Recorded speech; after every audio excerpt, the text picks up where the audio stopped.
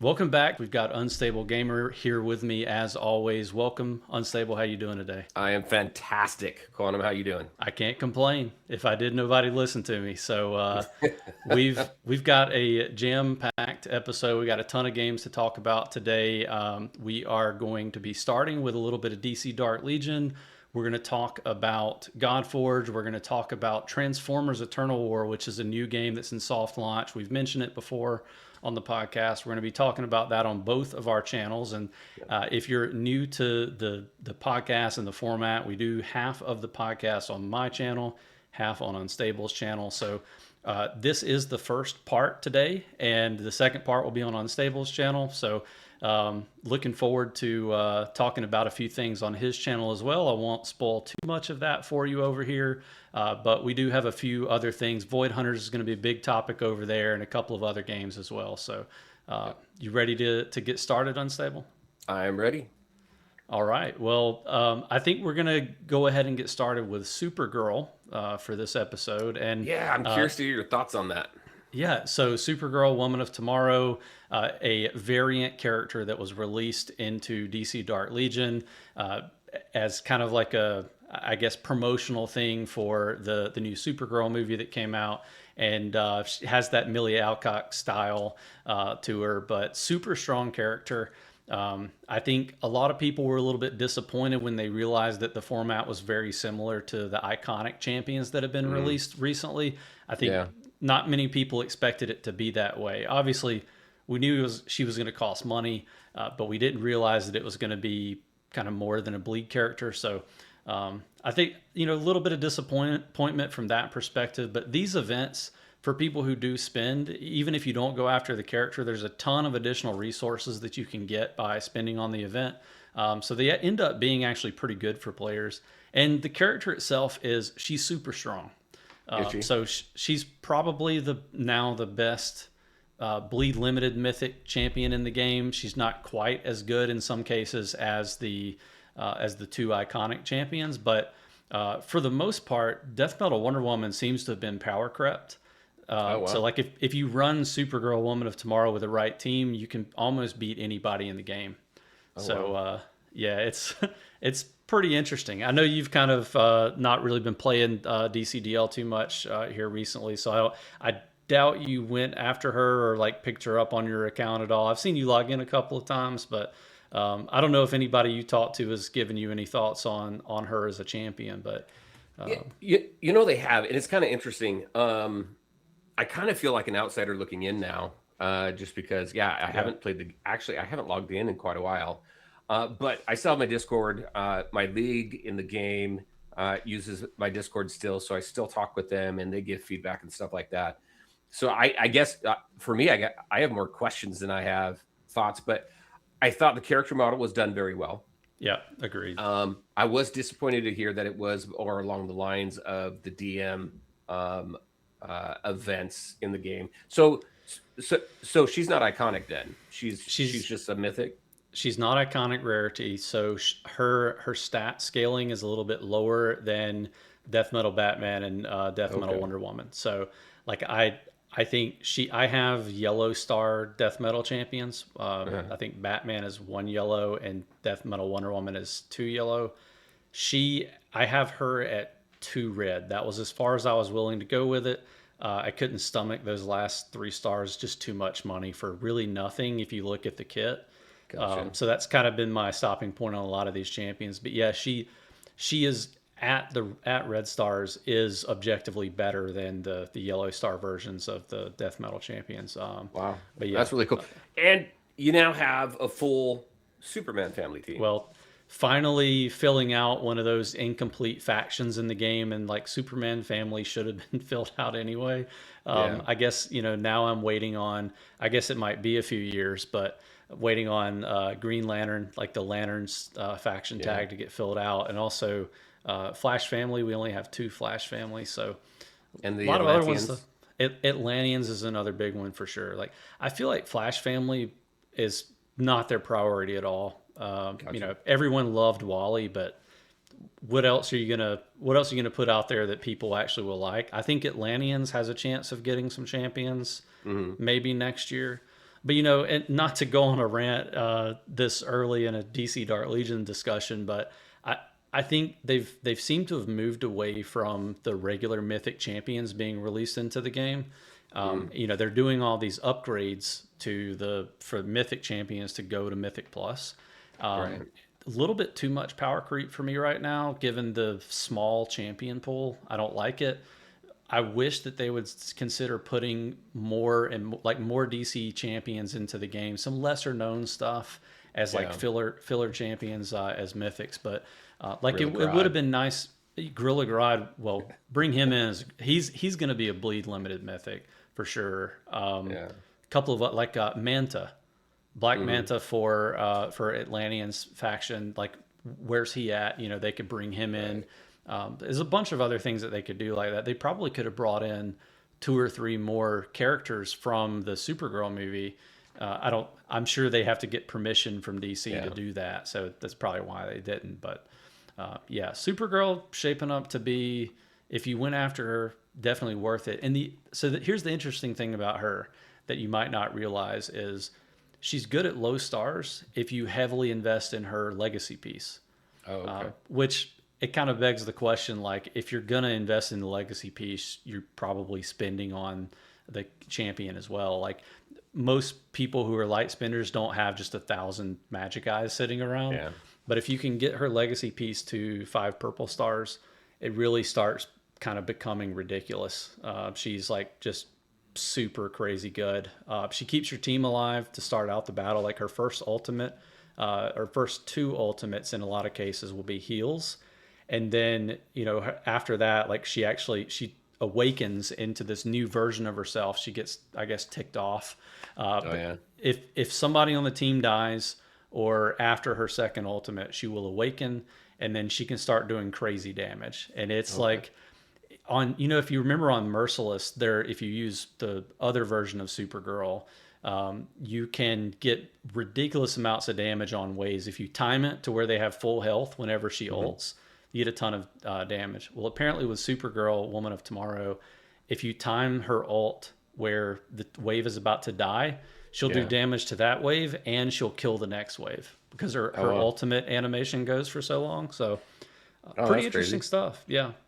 How's the free-to-play aspect for her? Yeah, as far as being able, can free-to-play unlock her? They actually could. Now, that's cool. It was hard. So I don't know if you ever interacted with Sekju. He'll probably watch this video and bother me about it later. But he's a guy, like, good friend of mine. He's been playing the game for a long time. We did a Supreme Commander guide when the game first came out. And he's like really good at min-maxing his main account, and he has like 6 or 7 alts that are all probably better than most free-to-play players' accounts. I don't know how he does it. But he was feeding gifts into his main account, and he was able to get, I think, now this is not free-to-play obviously, but he was able to get her to 1 purple star for like $200, which is actually really good, because you get her to that purple star and then you get her legacy piece going, and she could be really, really good for your account. But my understanding is that there are several people who reported to me that they were able to get her at least unlocked at 0 stars completely free. And there were people who were getting a lot of gifts sent to them that were able to get some of the white stars on her. So I don't think it was not possible with death metal champions.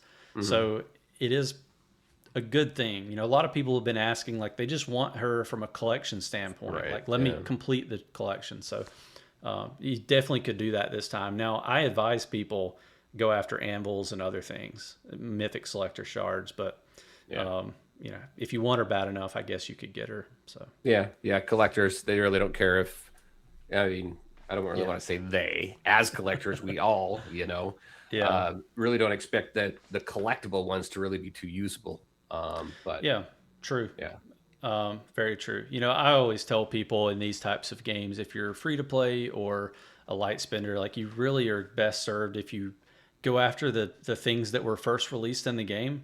Like, I think my rule of thumb for free to play players in a lot of gacha games is go after whatever was released a year ago, because typically they'll start, like in Star Wars Galaxy of Heroes, usually once a character's been in the game for like a year, they will fast track the ability to get shards for them and everything else. You're not going to be competing at the highest level, but you can go after those champions, and then you can kind of build a team that's worth using. So, yeah, that's really like the biggest news coming out of DCDL right now. A couple of new updates that have come to the game, some things that people I think might not be too happy with, some new updates to Gotham, Ultimate Gotham, both of those game modes. They're getting rid of some of the processing plants, and they're making it harder to get some of the like points accumulated in the match. So I don't know whether they're going to be doing some additional adjustments in the future, but a lot of people have been asking for more nodes to go after in Gotham, and they're taking them away. So we'll see how that goes. Gotcha. But not too much else going on DC Dark Legion. I don't know if you had any other things on the agenda, but I'm looking forward to seeing who the next few Bleed champions are. It looks like we're going to get Batman Night Fight, which is a really cool looking character model if they follow the comic books. I don't think they've really teased too much in the game yet what he's going to look like, but he has like a battering sword. Oh, really? So it's pretty neat. We'll see how that one goes, what his faction tags are going to be, all that good stuff. And then I think the next one after that is Beast Boy. So I guarantee there'll be a lot of finally they bring him out. Be a lot of Teen Titans fans who have quit the game that are going to come back to try to get him maxed out. So we'll see how that goes. We'll probably be talking about that one in a couple of months too. But I think I want to transition us to Godforge if you're ready to talk about that a little bit. Yeah, sounds good. Yeah, so there's a lot happening with Godforge right now. Actually, a lot happening with Godforge. It's in flux. I mean, if you guys watching the channel, I'm sure you guys have watched either my videos or Unstables on Godforge and that development process.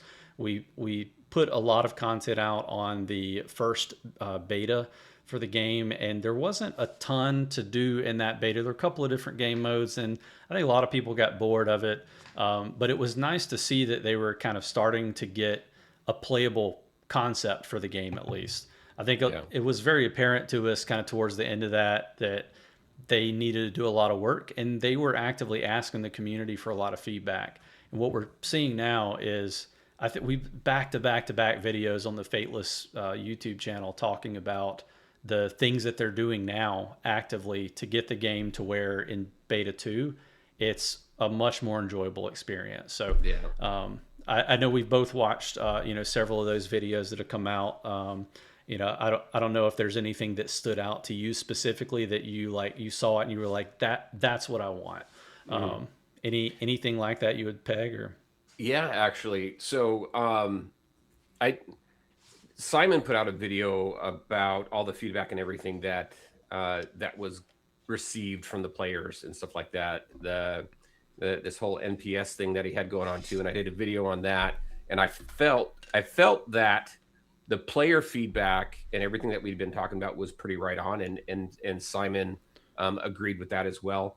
And then the additional stuff that came up after that that I thought was really cool is they're working on improving the graphics, which was a big thing for a lot of people. But then also the leveling thing, right? I don't know if you saw the recent video on that, but they've got the mechanic now where you could do you auto rank up, right? Yeah. So what are they calling it? I don't auto merge, or I can't remember what they call it. But it's more of an automatic rank up. So basically you go in there, it shows you who can rank up to 2-star, 3-star, 4-star, and so on. Right. And then you can choose who you want to rank up. That's going to make things much easier and not have to click like 100 clicks and feed so many heroes to feed the final hero to get to the stars you want. Yeah. Once you had all the spirits, it was fairly easy and intuitive. It was easier. But the way they have it like drawn up on Figma in the video that Simon put out was really nice. Like it was everything was kind of in one place. You can pick for each level all on the same screen. And that's one thing that they talked about multiple different times. Some of the owners were on the podcast actually today, as of the recording of this video, talking about it. Like it's really important to them to make sure that we can play the game in fewer clicks for like the UI Yeah. UX element of it. And that was something they've picked up on. I've seen other creators talk about it as well. Is these games, like the whole game is played in the UI. It's like, yeah, you go in and you fight bosses every now and then and that sort of thing, but like a majority of what you're doing is like looking at your characters, making their gear better, maxing their stats out, and going into the inventory. All that needs to look good because that's Yeah. where you're going to live. So it's nice to see that they're removing some clicks. And one of the things they said was they want to remove all those clicks so that the game will actually play back. Like you're playing the game, but the game actually interacts back with you in a meaningful way. So I don't know, it could be lip service, but I really appreciate all the dev interaction on these types of things. Yeah. I I saw one of it was like a Dev Insights video where they were showing the kits or the new character models for Chernobog and Belobog, and those are like the two kind of like, it's like a dark angel and a light angel. They're like, I guess, siblings. I really thought they looked awesome. I heard some people say they were kind of like Diablo-esque, or they didn't fit the aesthetic, but that's the other thing they're talking about is like they're basically having their art team completely redesign almost all the characters. So I think they said their North Star for that was like metal and magic or something like that. So I mean, if they can make everything look as cool as those two characters, I'll give them the benefit of the doubt. Yeah. Well, they're definitely putting a lot of time and effort in it, so much so that they even pushed out the beta, so Yeah. we don't have that beta coming up in the fall anymore. I think that's going to be more pushed towards either later this year or early next year, it seems like. Yeah. I mean, it's unfortunate for people who want to get in and play the game, but for Yeah. me, I'd much rather wait and then the Yeah. game be something that I actually want to play and make content for and share with my friends than be something that I'm embarrassed to play or that I'm just playing out of necessity or whatever. Like Right. I want it to be something that I enjoy, because if not, my mindset the last few months has been, why would I make content for something that I hate?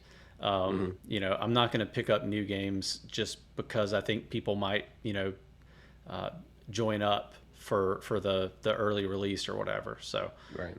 I appreciate that they're spending a lot more time on it. We'll definitely be covering it, talking about it more on this podcast and on our channels probably, as well as we get more development information.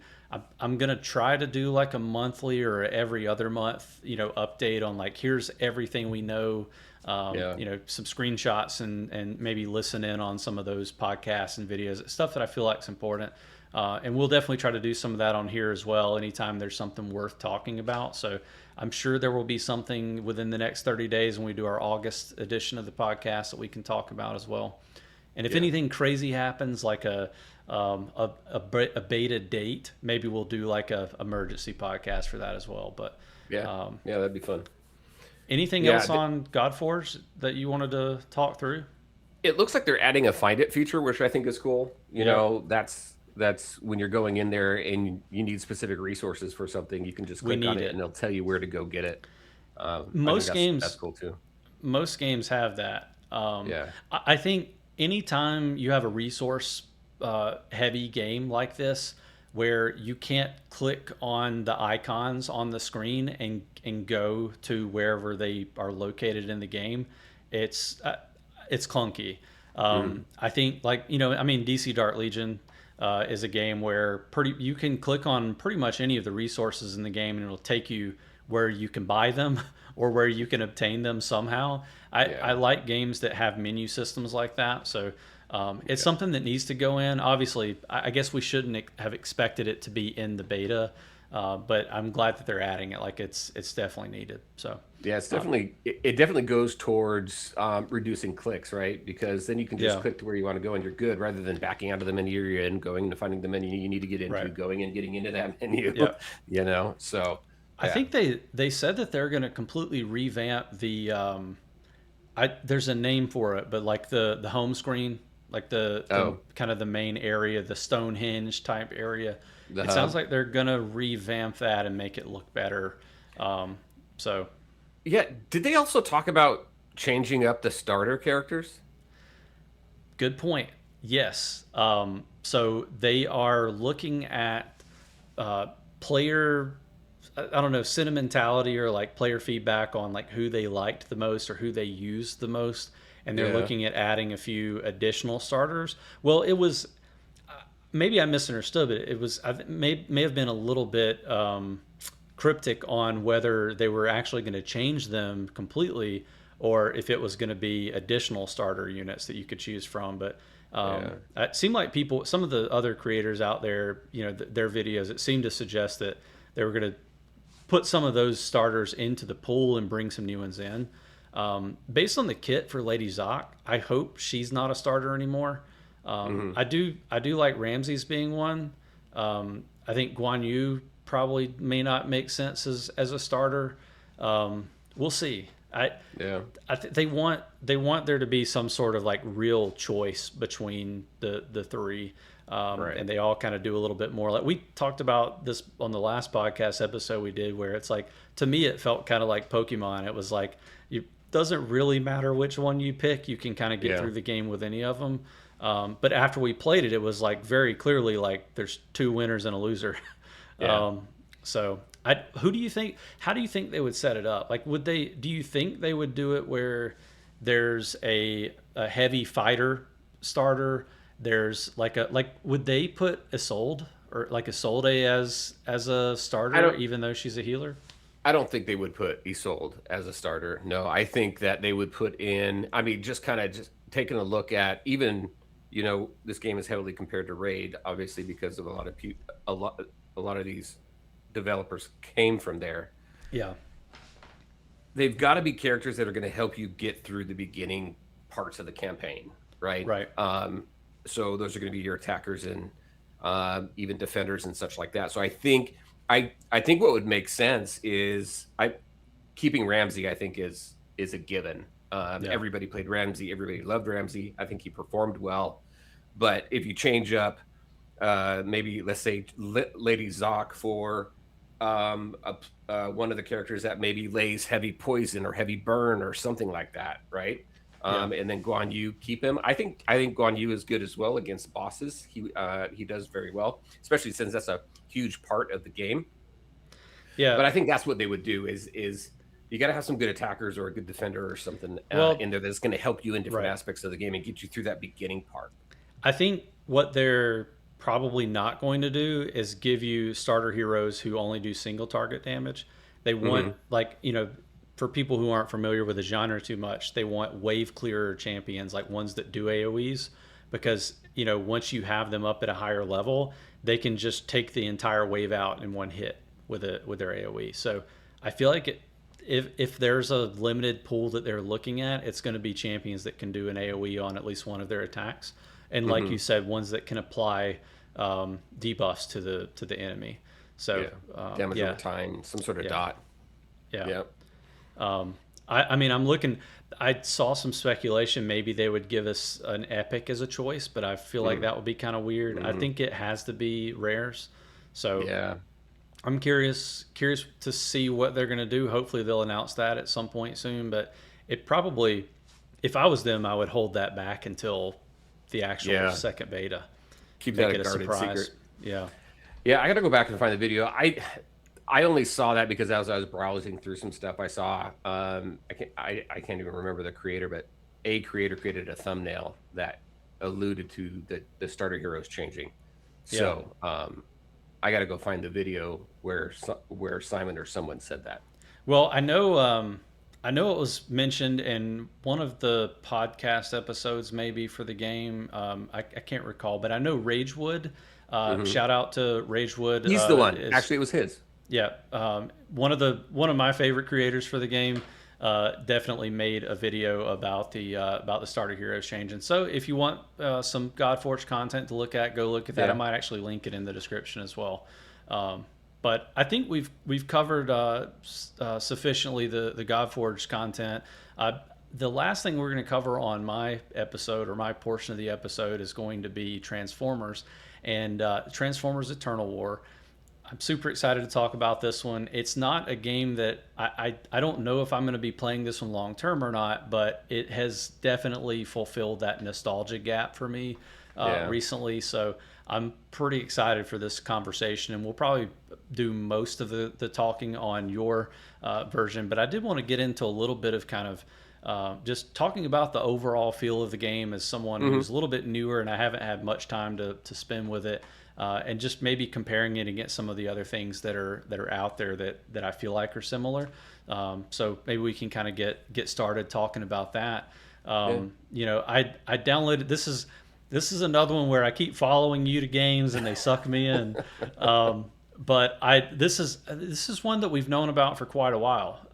Reaper's Fury over on your Discord, and he has his own Discord as well.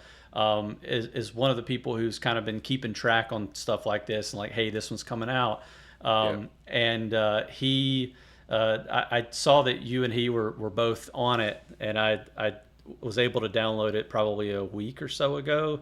And I've switched characters because I had to get onto your server, but I'm catching back up again, and I've had a lot of fun with it.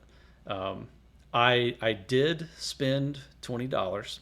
So you did? Okay. I'm a filthy whale. But and the reason why is when I grew up, like the nostalgia just hit me in the face because I'm a huge Optimus Prime fan, and they hit you with that like first time spender pack, whereas like you can get him to like 3 blue stars or something like that, which is like the first stars that you get on him.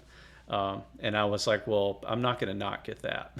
Right. So I'm trying to be a little bit more free to play from here on out. I'll probably be making a video, like a standalone video on this in the next week or so, so you guys can see my full account. But I've really been enjoying it. And I think from a comparison perspective, it actually does remind me of early DC Dark Legion, like September 2024 when they first switched from landscape to portrait. That's where I think this game is at, where you kind of feel like there's going to be a heavy PvE element to it. There's not going to be any ship combat. And for you guys who are wondering, there is 0 ship combat in this game. I promise, at least so far. So I don't want to make promises it's going to stay that way, but it seems like the developers aren't going that direction. There's a heavy PvE element to it. There's also a heavy kind of alliance war, like, PvP. Guild versus guild type element to it too. And again, teaser for Unstable's portion of the video, we're going to be talking about that a lot there. So well, and so let's go back to your comment about the jet combat. There is jet combat in the way that there is a mini game, and if y'all remember, like the game 1942, 1952, you're that plane at the bottom and you're shooting things that come down, and then you're getting power-ups and you're shooting. So very much PvE. It's arcade style. It's arcade style. Exactly. Style. Yep, exactly. So that's Airstrike, and there's like I think there's 8 stages, and 7's insane. I haven't been able to get through 7 yet, but it is insane. And you got to get through certain stages in order to unlock more and more through there. But so there is that, but it is fun until you get to 7. Well, and I mean, one of the I like modes like that. I think one of the things about this game is there are a ton of different PvE game modes. They're all kind of similar in nature. We just got fishing back. We did just get fishing. I've had a little bit of fun with that one. That one feels like the mini games in DC Dark Legion, where it's like you get a certain amount of little vouchers that you can use, and you can play the mini game. But it was like really fun to cast the rod the first couple of times, try to catch some fish. But I like all the different PvE style mini games that you're not spending money, you're just like building your team and you're going in and playing. Some of them can be a little repetitive. It's like the kind of I don't know the word for it, but like basically you're just trying to see like the tower. It's a tower mode, like couple of different tower modes where you're trying to just get to the next level. I don't typically love those things, but I know those what you have to push through to kind of progress in the game. And that's pretty normal for mobile games, is to have some sort of tower. One thing also, if you're not aware, because I know you're not at level 100 yet, But once is it level 100? I think it's level 100. So you've got the main tower, and then you unlock trait towers. So Yeah, one tower you can only use resourceful bots. You can only use I've seen uh, that. Yeah, the other ones. I can't even yeah, remember them right now. But yeah, so you've got those trait specific towers as yeah. well. I've seen that. There is a roguelike mode in the game as well. I Yep. really like that. I don't know how much they'll put into that in the future, but it's nice to have those little kind of like different ways to use your account and fight and kind of like build. I love roguelikes. You know, we both of Yep. us are huge fans of Void Hunters. We're going to be talking about that on your episode as well. So looking forward to Yeah. getting into some of that. But because there is some news, I guess we covered some of that. But anyway, um, yeah, Transformers. I don't know. It's just there's something about it that it's a simple game. Hmm. It's fun. You can play auto or you can play manual. You can use your alts Yeah. for that one. And it's just getting to watch Transformers fight each other.